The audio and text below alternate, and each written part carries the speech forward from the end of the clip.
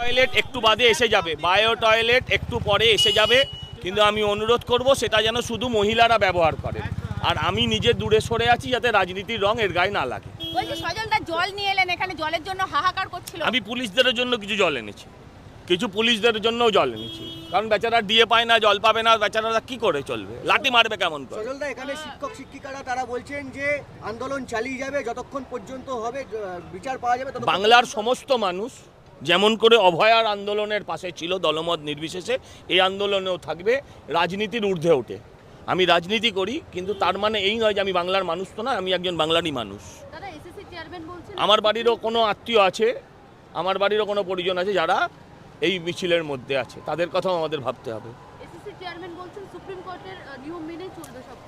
তো তাই তো চলা উচিত। চলেছে কি?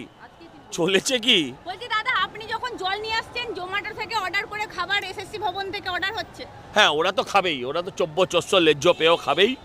হ্যাঁ, কি আর বলবো, এটা নিয়ে কিছু বলার নেই। খাবার অধিকার সবাই আছে, তারপরে টাকা না খেলেই হতো। তা খাবার অধিকার আছে, জোম্যাটোর খাবার খাক, কয়লা বালি চাকরি এগুলো তো না খেলেও চলতো, তাই না? আমরা দেখেছিলাম যে জুনিয়র বায়ো টয়লেট আসছে দাদা, একটু সময় দিতে হবে, ঘন্টা দুয়েক লাগবে। হ্যাঁ, না আমি এটা যেটা আনবো সেটা দয়া করে শুধু যাতে আপাতত মহিলারাই ব্যবহার করে, বাকিরা এসএসসি ভবনের সামনে গিয়ে করে দেবেন, ওইটাকেই করে দেবেন বা ওটাকেই টয়লেট বানিয়ে ছাড়ুন। এসএসসি ভবনকে টয়লেট বানাতে বলছে। আর কি করবে? এসএসসি ভবন আমার কোন কাজে লেগেছে, বাংলার মানুষের কোন কাজে লেগেছে? ওটাকে বায়ো টয়লেট বানিয়ে দেওয়াই উচিত। সজলদা, বলছি মহিলা মুখ্যমন্ত্রী, মহিলা শিক্ষকরা সব একটা টয়লেটের জন্য হাহাকার করছে। এই তো বাংলা।